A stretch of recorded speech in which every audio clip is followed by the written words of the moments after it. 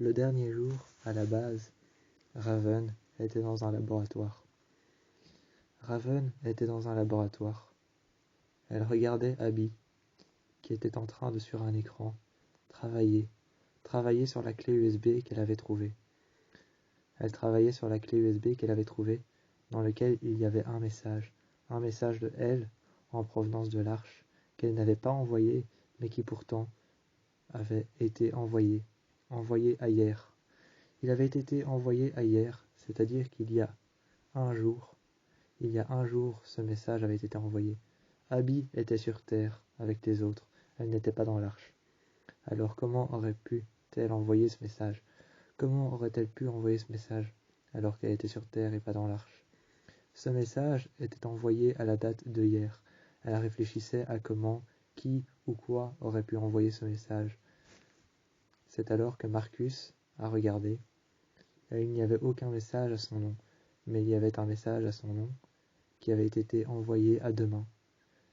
Comment un message pouvait-il être envoyé au nom de Marcus demain, alors qu'il était sur Terre et qu'il allait s'envoyer un message à lui-même? Qui envoyait des messages au nom d'autres personnes? Qui sur l'arche envoyait des messages au nom d'autres personnes? C'est alors qu'il se demandait, en repensant à la capsule qu'ils avaient vue, qui avait atterri dans le lac, il repensait et que c'était peut-être Ali. C'était peut-être Ali qui avait entre ses mains le contrôle de l'arche. Peut-être que Ali et toutes les personnes qu'il y avait dans l'arche n'avaient aucune idée qu'à l'intérieur de l'arche, Ali avait bel et bien le contrôle de l'arche. C'est alors qu'ils lancèrent des drones. Raven lancèrent des drones sur lesquels elle travaillait depuis 3 jours. Mais 1 an après, elle se décida enfin à lancer des drones. Ils parcoururent la forêt, et c'est alors qu'elle put regarder avec les caméras. Elle put regarder avec les caméras, et elle parcourra le désert, près des Saint-Cloud. Leur territoire était vide.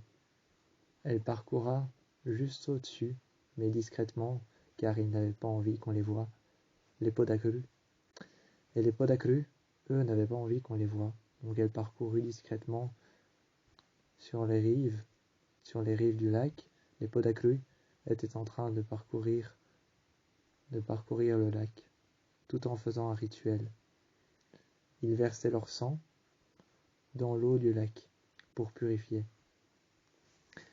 Et c'est alors qu'elle passa chez les Triclous. Elle passa et elle arriva. Encore une fois, le paysage était vide. L'endroit dans lequel ils vivaient avait été abandonné, laissé pour seul. Elle passa ensuite dans un désert dans lequel le sable était pratiquement rouge, et elle arriva, et elle vut la lune qui était devenue pratiquement rouge, et une éclipse qui était en train d'arriver. L'éclipse qui était en train d'arriver, elle l'a vue. Et au moment où elle vit l'éclipse, elle repartit tout aussitôt. Elle repartit tout aussitôt après avoir vu l'éclipse, car elle savait que cette éclipse, c'était le commencement du désert rouge. C'était le désert rouge, le commencement du désert rouge. Et cette éclipse avait commencé un combat entre les Triclous et les Saint-Cloud. Dans un désert rouge, ils se combattaient. C'est alors qu'il revint à la base, il se tourna vers Abby. Les drones rentrèrent à la base, à l'intérieur. Raven récupéra son drone, éteigna la caméra, et dit alors à Abby qu'elle avait vu une guerre dans le désert rouge. Abby lui dit alors qu'il fallait l'arrêter. Il fallait arrêter cette guerre. Clark partit avec Abby, avec Marcus, ainsi qu'avec Emory. Clark partit avec Emory, avec Echo et Abby, ainsi que Marcus. Le seul qui était resté là, c'était Murphy, avec Octavia. Octavia surveillait Murphy, car Octavia, de son caractère, comme le savait Clark, Elle pouvait subvenir à tous les besoins de quiconque. Avec ses 2 couteaux, elle pouvait créer la déchéance autour d'elle. C'est alors que Octavia surveillait Murphy, qui voulait décemment se lever. Mais Octavia lui disait de ne pas se lever, de rester là. Il voulait savoir ce qui se passait. Une fois arrivé dans le désert rouge qui était déjà pourtant vide, mais à feu et à sang, les cadavres s'empilaient. Les prisonniers, de personnes qui n'avaient rien fait, étaient mis dans des cages. Les personnes qui n'avaient rien fait étaient mis en soumission en tant qu'esclaves. Les personnes qui n'avaient rien fait ou qui avaient désobéi par rapport à ce que pensaient les Tricrew et les Sandcrew étaient mis en cage ou alors étaient enfermés dans des caves, avaient même parfois été mis en soumission en tant qu'esclaves. Mais c'est alors que Clark s'avança vers les Tricrew et les Sandcrew, et dit alors, en proposant, que les Tricrew prêteront leur terrain et leur forêt, mais à une condition, que les Sandcrew aient des vivres et que les Tricrew du sable pour leur forêt. C'est alors que le marché fut conclu. Une nouvelle fois, Clark, ou alors Hedda, One Hedda. C'est alors que Clark se retrouva seul avec Abby. Abby lui dit alors de parler à Lexa.